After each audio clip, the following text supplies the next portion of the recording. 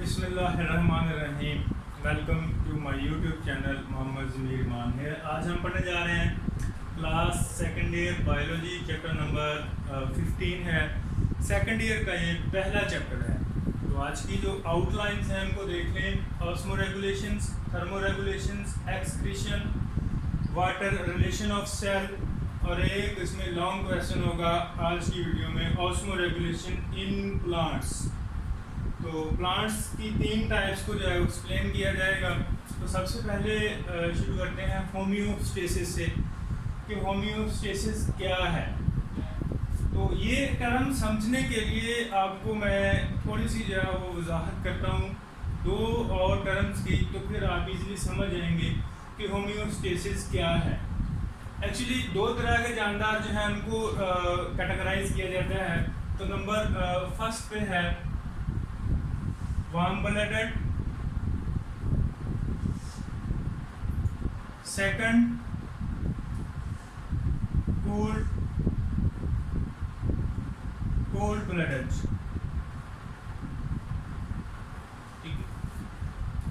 तो warm blooded animal वो होते हैं जिनका इंटरनल बॉडी टेम्परेचर जो है वो कांस्टेंट रहता है, सेम रहता है, वो चेंज नहीं होता। यानी माहौल में, फॉर एग्जांपल माहौल में, इन्वायरमेंट में अगर टेम्परेचर 40 है और इनके बॉडी का टेम्परेचर 37 है, जैसे कि ह्यूमन है, तो इंटरनल टेम्परेचर यही रहेगा, बाहर जो भी टेम्परेचर हो जाए, ठीक है। यानी वार्म ब्लडेड जो है ये अपने बॉडी का टेम्परेचर कांस्टेंट ही रखते हैं, ज़्यादा नहीं होता या कम नहीं होता। जबकि कूल ब्लडेड जो हैं इनका जो बॉडी टेम्परेचर है वो जितना इन्वायरमेंट का हुआ उतना ही जो है इन्होंने अपनी बॉडी का कर लेना है। तो फिर यहाँ पर क्वेश्चन ये है कि ये एनिमल जो कूल ब्लडेड है इनको तो कोई प्रॉब्लम नहीं है, फिर ना गर्मी की ना सर्दी की, जितना इन्वायरमेंट का टेम्परेचर होगा उतना इन्होंने अपनी बॉडी का कर लेना है, ठीक है। तो फिर इनकी बात तो फिर यहीं पे ख़त्म हो जाती है कि जितना इन्वायरमेंट का टेम्परेचर है उतना ही जो है वो अपनी बॉडी का कर लिया। तो फिर बात और प्रॉब्लम किनको है, वार्म ब्लडेड एनिमल्स को। तो वार्म ब्लडेड एनिमल्स जो हैं इन्होंने अपना टेम्परेचर जो है वो इंटरनल बॉडी का वो मेंटेन करना होता है बाहर के इन्वायरमेंट के लिहाज से। तो इसी तरह से भी जो होम्योस्टेसिस है ये टर्म, ये प्रोसेस है, एक तरीक़ाकार है वार्म ब्लडेड एनिमल्स के लिए कि वो जानदार जिनके बॉडी का जो इंटरनल टेम्परेचर है उसकी हिफाजत करना, बाहर जो है वो इतनी भी चेंजेस आ जाएं इन्वायरमेंट में। तो डेफिनेशन क्या है इसकी, the protection of internal environment from the harms of the fluctuations in the external environment. यानी बैरूनी माहौल में जितनी भी चेंजेस आ जाएं इनके अंदरूनी टेम्परेचर जो है बॉडी का उसको मेंटेन करना, उसकी प्रोटेक्शन करना, ये प्रोसेस क्या कहलाता है, होम्योस्टेसिस कहलाता है। दोबारा मैं डेफिनेशन को रिपीट कर रहा हूँ, the protection of internal environment from the harms of the fluctuation of external environment is called homeostasis. अब एनिमल्स या जितने भी ऑर्गेनिजम्स हैं उनको ये होम्योस्टेसिस यानी इंटरनल टेम्परेचर को मेंटेन करने के साथ साथ ऑस्मोरेगुलेशन यानी कि वाटर या सल्यूट्स की जो कंसंट्रेशन है उसको भी मेंटेन करना होता है।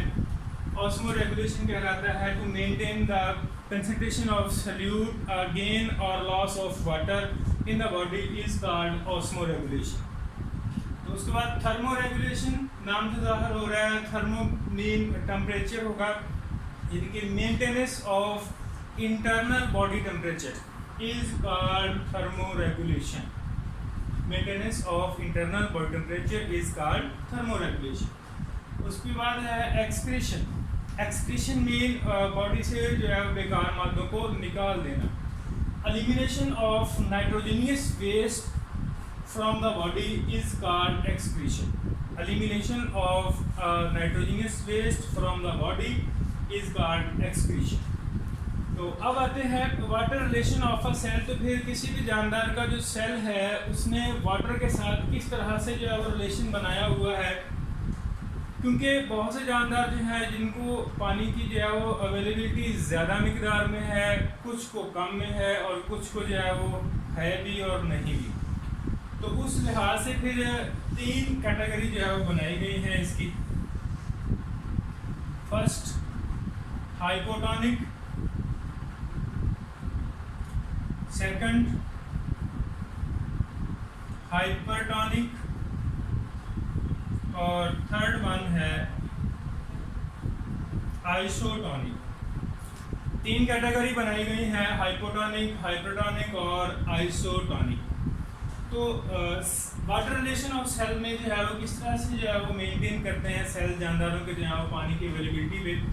तो डायग्राम बनाकर जो है आपको समझाने की कोशिश करूँगा कि अगर हाइपोटोनिक को देखें कि फर्ज करेंगे ये एक सेल है और वाटर में जो है उसको रखा हुआ है, ठीक है। अब होगा क्या कि सेल के अंदर जो सल्यूट्स की मिकदार है वो कम होगी और बाहर ज़्यादा होगी। तो बाहर इन्वायरमेंट से सेल के अंदर जो है वो मूवमेंट होगी, यानी internal environment of a cell is concentrated as compare to outside of the environment. तो सेल जो है वो साइज में बड़ा हो जाएगा, ठीक है। ये हाइपोटोनिक इन्वायरमेंट में होगा। जबकि हाइपरटोनिक इसमें क्या होगा,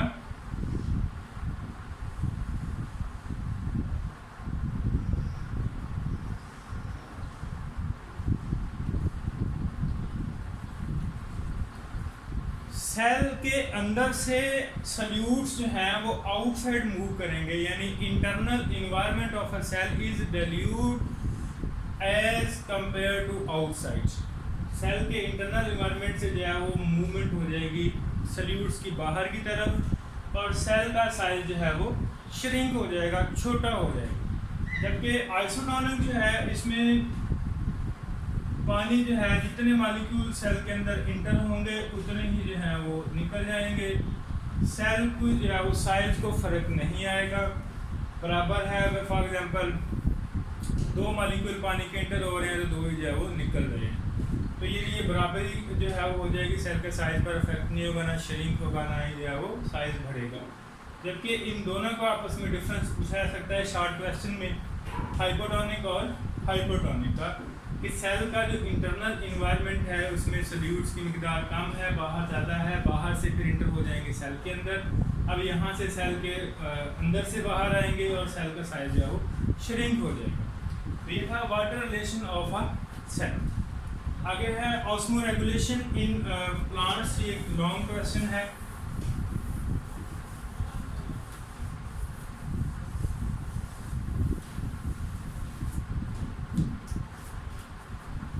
पानी की अवेलेबिलिटी के लिहाज से प्लांट्स जो हैं उनको 3 कैटेगरी में जो है वो डिवाइड किया जाता है, 3 तरह के। सबसे पहले हाइड्रोफाइट्स, मीजोफाइट्स और जीरोफाइट्स। तो पहले तो डिस्कस करते हैं। सबसे पहले है हाइड्रोफाइट्स।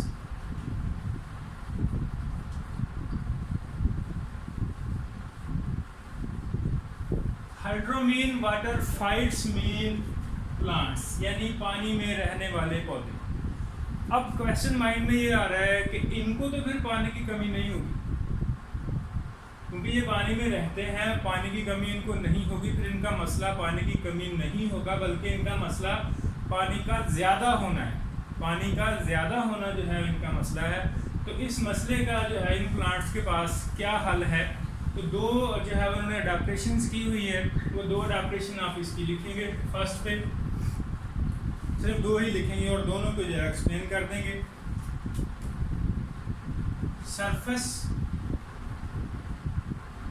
सरफेस एरिया यानी सतही रकबा जो है वो बहुत लार्ज कर लिया है, वेरी लार्ज। किस चीज़ का? सरफेस एरिया जो है वो बड़ा कर लिया है। किस लिए किया है? टू ट्रांसपायर वाटर, पानी को ट्रांसपायर, क्योंकि पानी ज़्यादा है इनकी बॉडी में तो फिर उसको ट्रांसपायर करना पड़ेगा, निकालना पड़ेगा। तो सरफेस एरिया जो है वो इन्होंने अपना बढ़ा लिया है। नंबर 2, दूसरी अडाप्टेशन जो है वो क्या की है कि extensive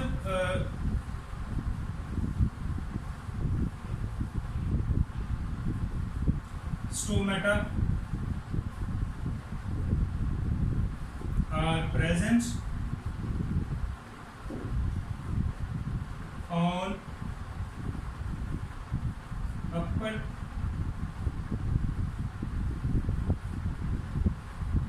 surface of leaf to promote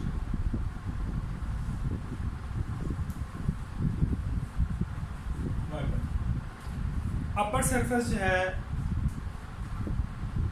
इन्होंने अपनी लीफ की सतह पर बहुत ज़्यादा मिकदार में जो है स्टोमेटा मौजूद हैं, जिन्होंने जो है क्या करना होता है, स्टोमेटा ज़्यादा होंगे इट मीन के स्टोमेटा ट्रांसपायरेशन ज़्यादा करेंगे, ट्रांसपायरेशन ज़्यादा होगी तो पानी का जो अखराज है वो ज़्यादा होगा, क्योंकि इनको पानी की कमी का मसला नहीं बल्कि इनको पानी की ज़्यादती का मसला है, तो पानी ज़्यादा इन्होंने पानी जो है वो निकालना होता है। तो ये 2 अडाप्टेशन इन्होंने की है, पहला सरफेस एरिया को ज़्यादा कर लिया, दूसरा ये है कि अपने स्टोमेटा जो है उनकी तादाद को बढ़ा लिया है ताकि जो है वो पानी का जो है उसे लॉस किया जा सके, to promote loss of water, loss of water, पानी को जो है वो निकाला जाएगा वाटर से। तो ये है हाइड्रोफाइट्स। उसके बाद दूसरी कैटेगरी है मीजोफाइट्स।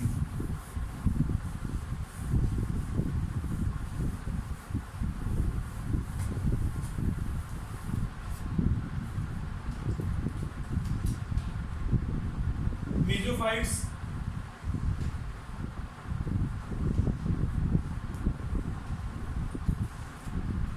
मीजोफाइट्स को जो है वो वाटर मॉडरेट में अवेलेबिलिटी है, यानी मॉडरेट अवेलेबल है पानी, moderate availability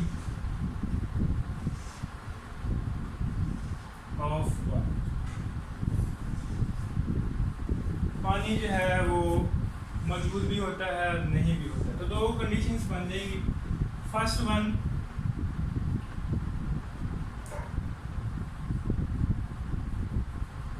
restricted supply of water, यानी पानी की कमी है तब ये क्या करेंगे। एक रिस्ट्रिक्टेड मोड है इनका, इसमें पानी जो है वो कम मिलेगा इनको, तो उस सूरत हाल में ये क्या करेंगे, क्लोज स्टोमेटा, अपने स्टोमेटा जो है उनको क्लोज कर लेंगे ताकि पानी की कमी जो है उसे बचाया जा सके, पानी जो है वो ट्रांसफायर ना किया जाए। ठीक है, यानी इस सिचुएशन में क्या करेंगे, close the stomata, close the stomata, stomata जो है इसमें क्लोज कर लिए जाएंगे। उसके बाद दूसरी कैटेगरी आई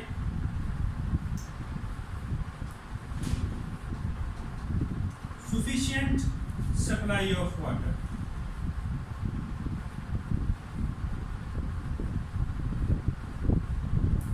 पानी जो है अब काफ़ी मिकदार में है इनके पास, दूसरी कैटेगरी, दूसरे मोड में, दूसरी कैटेगरी में। अब क्या करेंगे, ये क्या करेंगे, cap stomata open,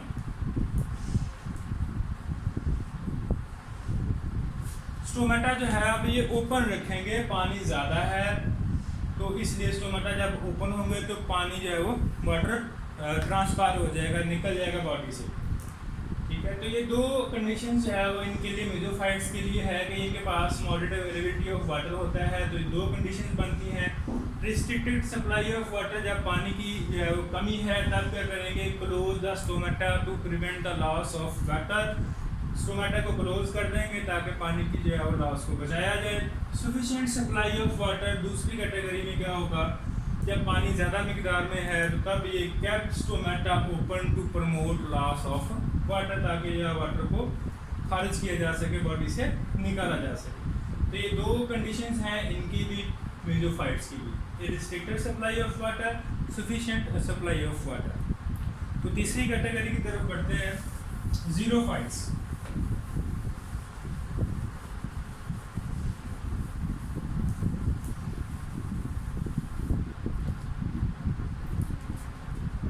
last one है ज़ीरोफाइट्स।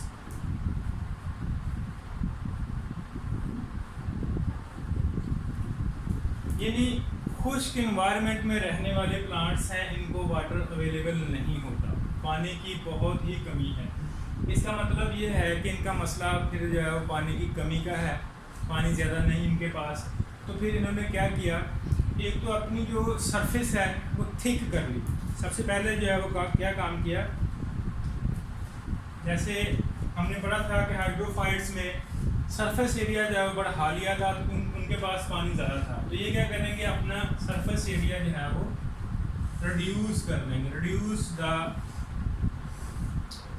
सरफेस एरिया, सबसे पहला काम reduce the surface area. Surface area जो है इसको रिड्यूस कैसे करेंगे, क्योंकि इनके पास जो लीव्स हैं उनको इन्होंने ठीक कर लिया। ठीक करने से क्या हुआ, ताकि जो है वाटर की जो लॉस है वो लिमिटेशन हो सके, उसकी कमी हो सके, लिमिट में रहे, पानी जो है वो लॉस ना रहे। यानी सबसे पहले रिडक्शन किया अपने सरफेस एरिया की, उनके लीव्स ठीक होते हैं, इस वजह से जो है वो सरफेस एरिया जो है वो रिड्यूस हो गया। तीसरी बात, इनके जो लीव्स पे स्टोमेटा होते हैं वो लोअर साइड पे होंगे। उससे क्या होगा, डिप्रेशन बढ़ेगा। डिप्रेशन से क्या होगा कि लॉस ऑफ वाटर जो है वो कम से कम होगा या ना होने के बराबर होगा। ये मैनी जो प्लांट्स हैं, बहुत से ज़ीरोफाइट्स प्लांट्स हैं, उनमें ये कैटेगरीज जो है वो मौजूद होती हैं। 3 अडैप्टेशन होती हैं। Reduce the surface area, surface area को कम कर लिया, लीव्स को थिक कर लिया ताकि जो है वो लॉस ऑफ वाटर जो है वो कम से कम हो सके। स्टोमेटा जो है वो लोअर साइड पे है, डिप्रेशन जो है हो सके, पानी जो है वो ट्रांसपायर कम से कम हो सके। लेकिन कुछ ऐसे प्लांट्स भी हैं, फॉर एग्जांपल जैसा कि कैक्टाई है, कुछ ऐसे प्लांट्स ज़ीरोफाइट्स में आते हैं। फॉर एग्जांपल कैक्टाई जो है उसमें से एक है। ये क्या करते हैं कि जब भी ड्राई सीजन होगा, खुश्क इन्वायरमेंट होगा, तो ये सबसे पहला काम क्या करेंगे, शेड देयर लीव्स, अपने पत्ते जो हैं वो गिरा देंगे, छोड़ देंगे पत्तों को, ताकि ना पत्ते हों, ना स्टोमेटा हो, ना ही वाटर जो है वो लॉस हो, ट्रांसपायरेशन हो। लीव्स जो है उन्होंने ख़त्म कर दी। अब नेक्स्ट क्वेश्चन माइंड में आता है, तो फिर ये प्लांट्स फोटोसिंथेसिस कैसे करते हैं जी? तो उसका आंसर ये है कि इनका जो स्टेम होगा वो ग्रीन होगा, और स्टेम से ही जो है वो फोटोसिंथेसिस करेंगे। उसके बाद रेनी सीजन में क्या करेंगे,